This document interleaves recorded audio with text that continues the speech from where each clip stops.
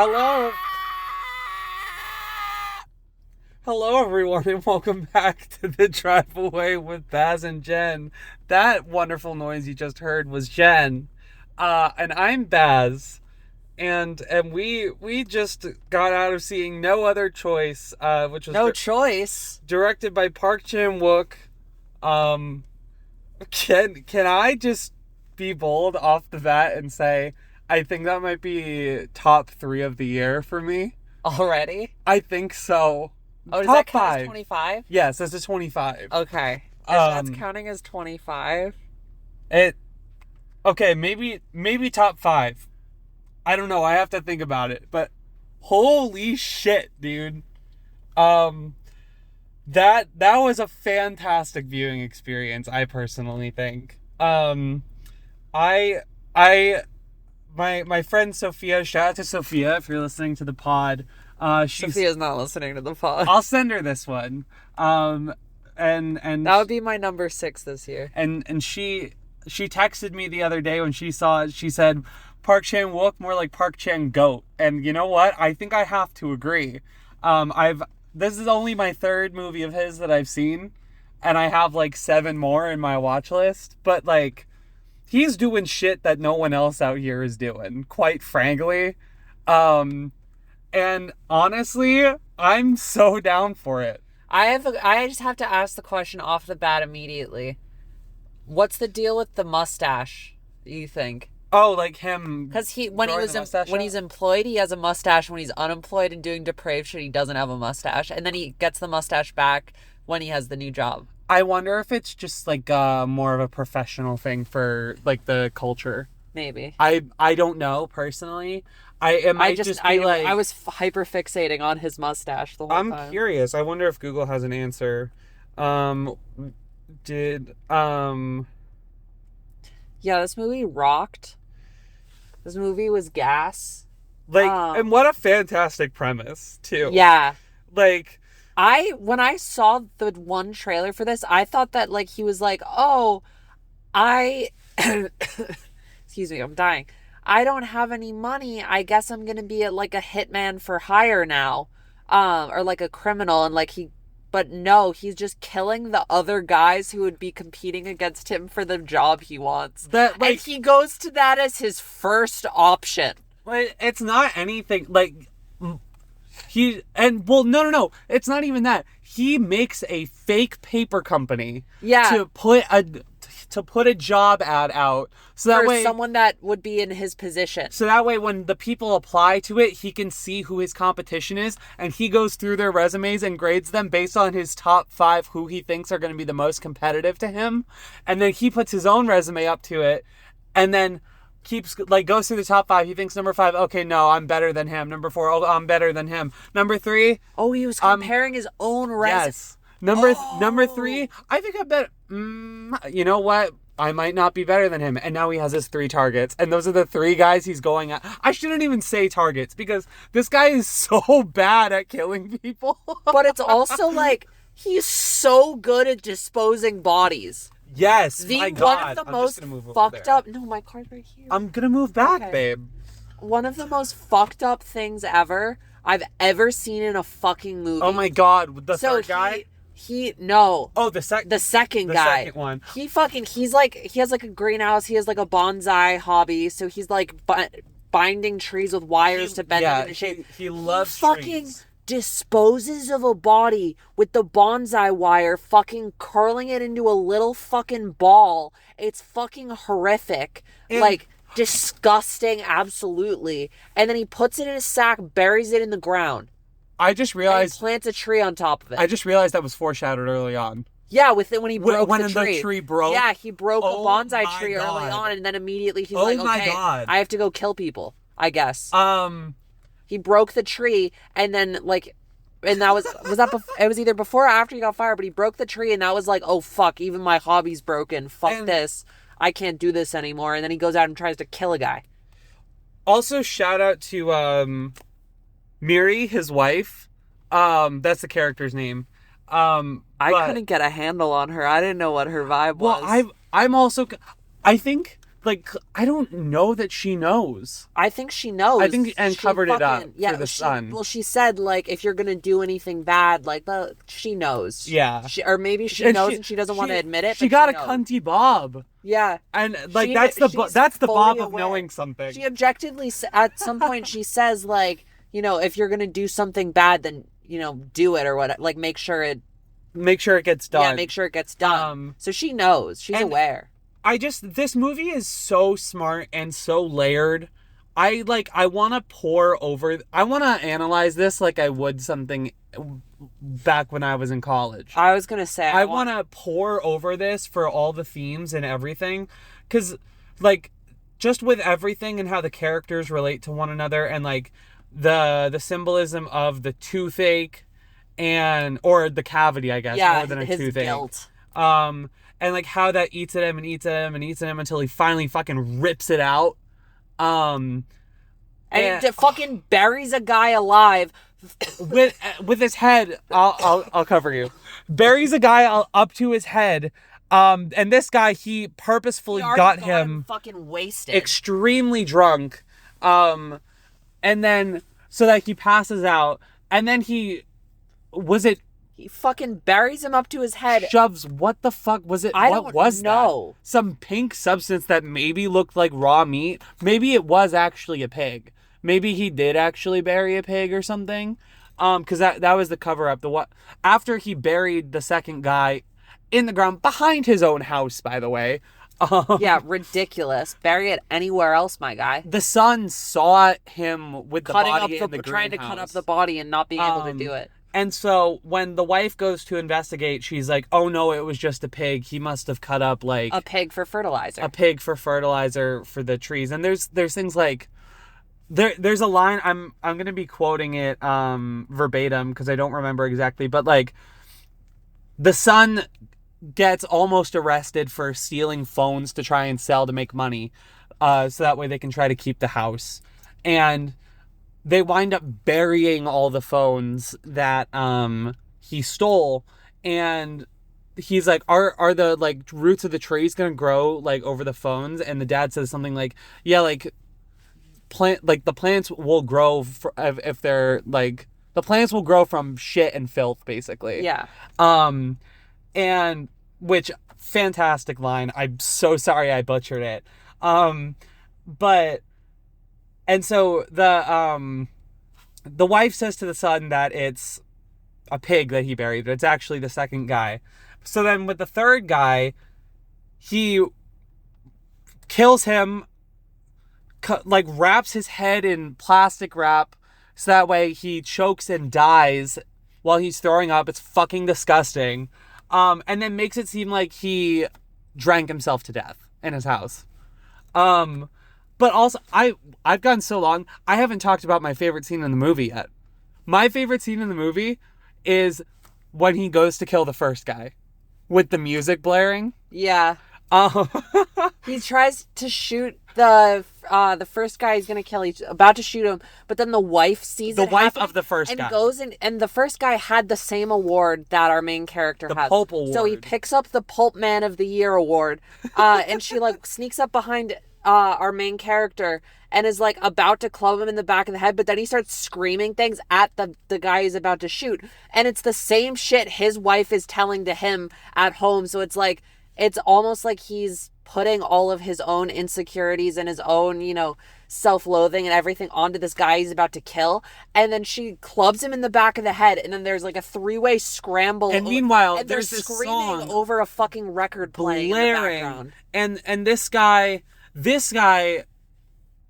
so this guy's wife is cheating on him with a younger man who he thinks that our main character he thinks that the main character is the guy that his wife is having an affair with.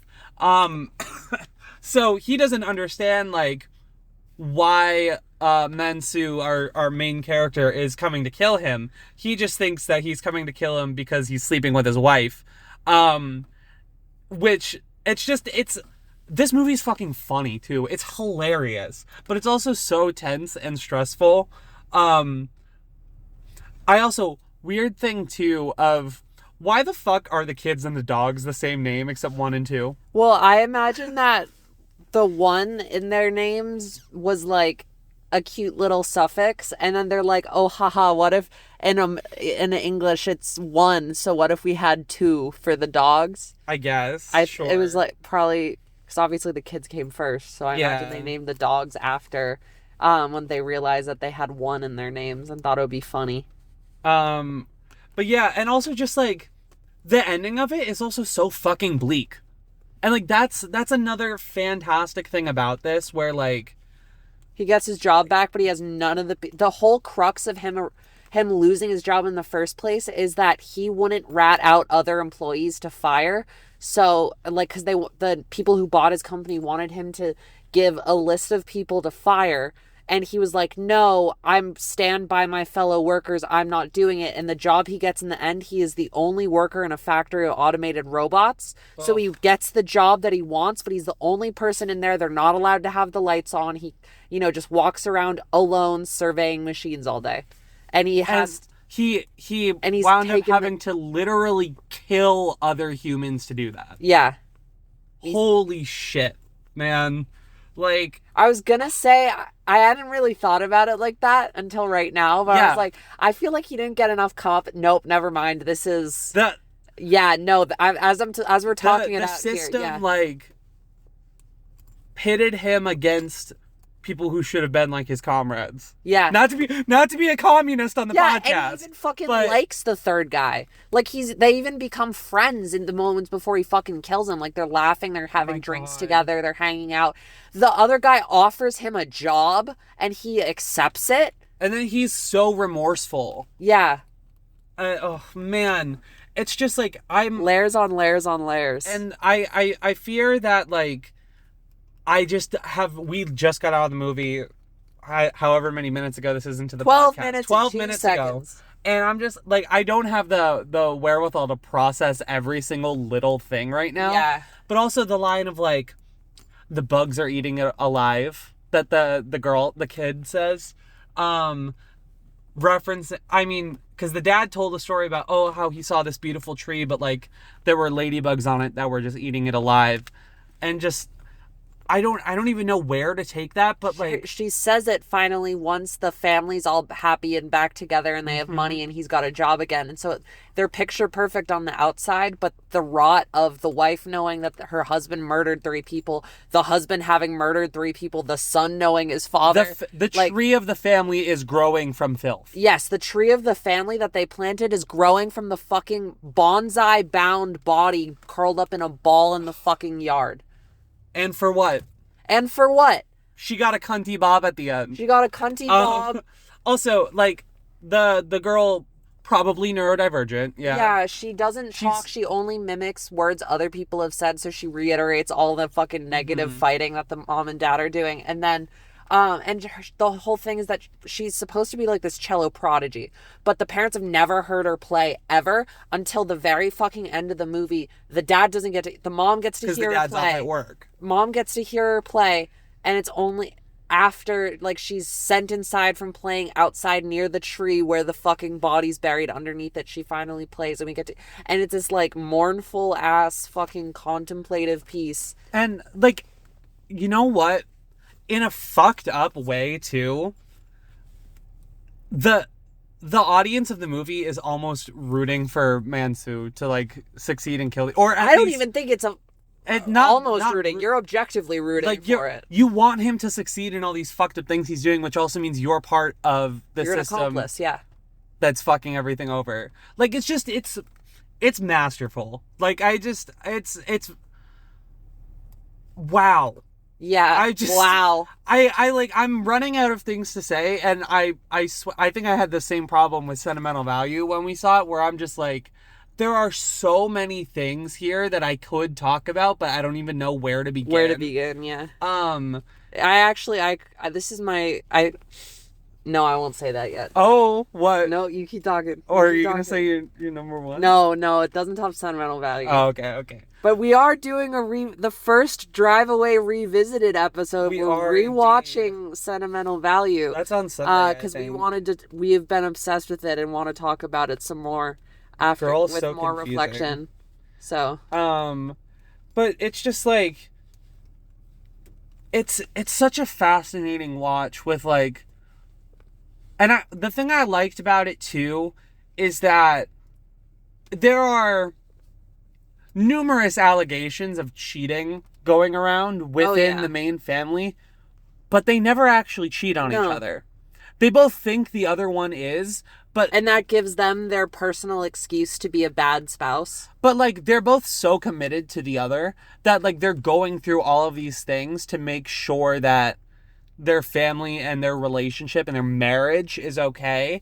And like, that's part of why Miri not covers up, or well, I guess kind of covers up for the son. Covers up for the dad when talking to the son about the body buried in the backyard. And like, she clearly knows that shit has happened, but as far as the audience is concerned, they never have an explicit conversation about it. She's just willing to look past it because she knows this is how the tree grows from the filth, basically. And he thinks that she's cheating on him with a younger man who's a dentist because she gets a part-time job at the clinic. But she's not. The dance party that they were supposed to go to, he wound up not going to because he was going to kill someone. And he thinks that she gave this younger dentist a matching costume to her, but he didn't realize that his costume was actually the one matching to her. And it's just like, it's kind of beautiful in some ways. Yeah. Not to romanticize this because this is a terrible, fucked up situation, but it's just, it's a fascinating portrayal of human behavior. And the things you do for love. My God. Like, and I loved that there's so many points where we see so many characters say, there was no other choice. I had to do, like, not even just our main character, and that's like his personal, he's like, I don't have any other choice. There's no other options. But so many other characters get to say that line as well, because everyone is at the fucking end of their rope. Everyone, can't do anything. They're out of options at fucking ground floor. And our main character, Yumansu, is just going around fucking capping them. Even though all of them are in the same position as him, and they're not doing that. They think there's no other choice because that's how fucked up the system is. Yes. Because it treats the living human, the system of capitalism, of bigger jobs or whatever it may be, treats the living human beings in it like nothing. Like nothing. Like they don't matter. And like, this is not like baby's first capitalist movie by any means. Like, there are plenty of other movies about that. And this is not Snowpiercer. But that's the best one. It's just, I'm out of words to say. Like, I think there's so much here that you could write a thesis on. Yeah. There was a scene, and I don't even remember where it was. I think you might know because you looked at me. I started like hyperventilating for no fucking reason. I don't remember what it was, but I remember you doing it. Yeah, I was like, everything just coalesced, and I just started breathing so heavy. And I wasn't even that stressed. Like, the movie wasn't even that, like, just all of the emotions were compounding, and I was like, oh fuck, like it felt fucking panic attack inducing without actually ever reaching a stressful point in the film. Like, I guess I just like locked in on the fucking emotions that they were feeling, I don't know, but it was weird.